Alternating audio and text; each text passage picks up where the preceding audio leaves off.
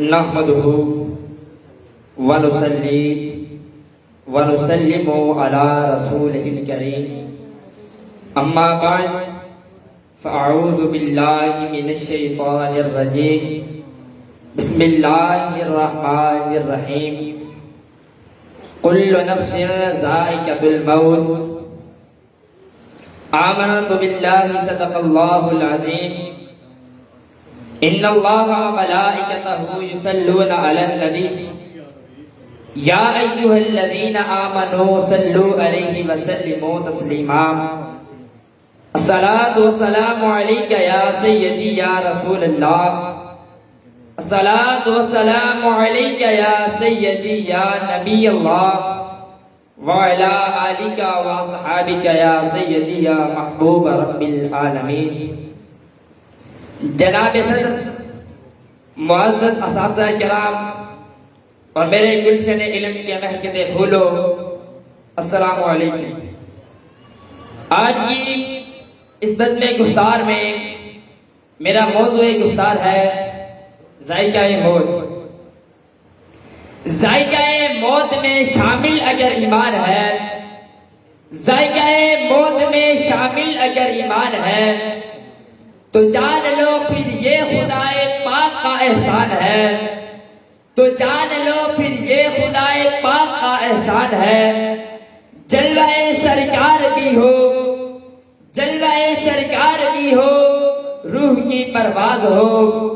ایسی خوش بختی پر میری جان بھی قربان ہے۔ سامعین محترم، رب ذوالجلال کے بابرکت کلام کا فرمان ہے۔ اللہ تبارک و تعالی قرآن کریم میں ارشاد فرما رہا ہے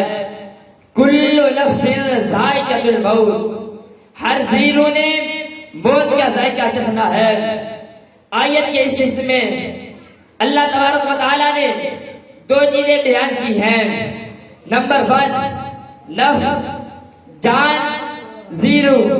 اور دوسری جو چیز ہے وہ ہے ذائقہ۔ اگر ہم قرآن مجید کا مطالعہ کریں تو یہ بات واضح ہوتی ہے کہ نفوس برابر نہیں ہوتے۔ کسی کو نفس امارہ کہتے ہیں، کسی کو نفس لوامہ کہتے ہیں، کسی کو نفس مطمئنہ کہتے ہیں، کسی کو نفس راضیہ کہتے ہیں، کسی کو نفس مردیہ کہتے ہیں، کسی کو نفس کاملہ کہتے ہیں۔ جس طرح نفوس برابر نہیں ہوتے، اسی طرح ذائقے بھی برابر نہیں ہوتے۔ کسی کے ذائقے میں کفر ہوتا ہے، کسی کے ذائقے میں نفاق ہوتا ہے، خوش بخت وہ ہوتا ہے، قسمت والا وہ ہوتا ہے، مقدر والا وہ ہوتا ہے، کمال والا وہ ہوتا ہے۔ جس کے ذائقے میں ایمان کی لذت شامل ہو، جس کے ذائقے میں اللہ اور اس کے رسول کی محبت شامل ہوتی ہے، جس کے ذائقے میں اولیاء اللہ کی سنگت شامل ہوتی ہے، جس کے ذائقے میں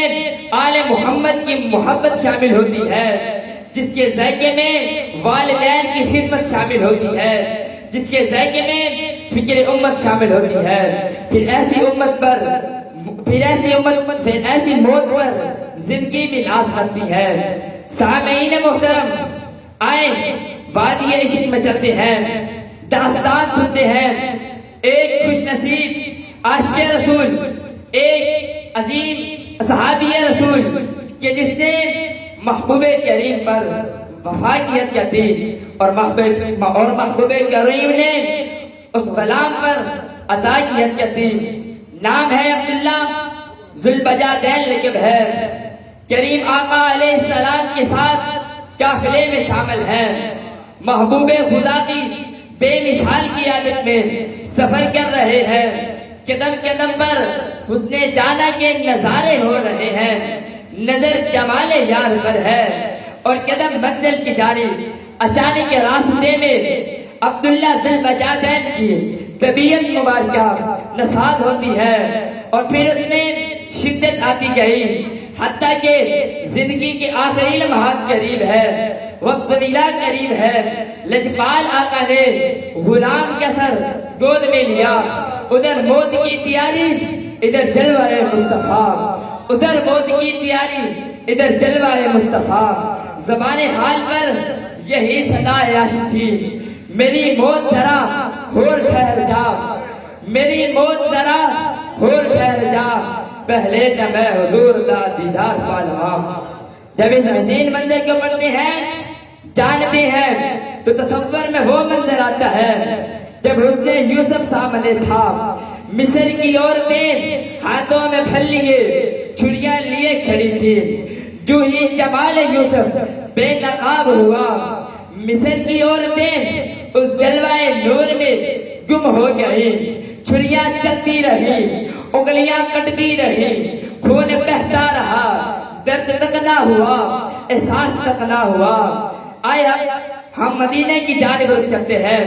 نزا کی گھڑیاں روح پرواز ہونے لگی، ملک الموت سرحانے چڑھا ہے، مگر دوسری جانب نگاہ عبداللہ کی تھی، جلوہ سرکار تھا، نگاہ عبداللہ کی تھی، جلوہ سرکار تھا، دید ہوتی رہی، دم نکلتا رہا، دید ہوتی رہی، دم نکلتا رہا، دید ہوتی رہی، دم نکلتا رہا۔ اگر حسن یوسف کو دیکھ کر درد کا احساس تک نہ ہو تو سوچیں جس کے سامنے جمال مصطفیٰ ہو، جس کے سامنے مصطفیٰ کا چہرہ اقدس ہو، پھر اسے کتنی تقسیم ملی ہوگی، پھر اسے کتنا قرار ملا ہوگا، جتنی جوب کیا روح نکلی ہوگی، کتنی آفرین گھڑی ہوگی، جب کرم در کرم ہوا ہوگا، جب کرم در کرم ہوا ہوگا۔ ایسا ذائقہ جس ذائقے میں ایمان کا نور شامل ہو، جس ذائقے میں قرب مصطفیٰ کی عنایت شامل ہو، جس ذائقے میں صحابیت کی نعمت شامل ہو، جس ذائقے میں خالی کملی کا کفن مبارک شامل ہو، پھر ایسے ذائقے کو کمال کا ذائقہ کہتے ہیں اور رب ذوالجلال کہتے ہیں۔ وما علینا الا البلاغ۔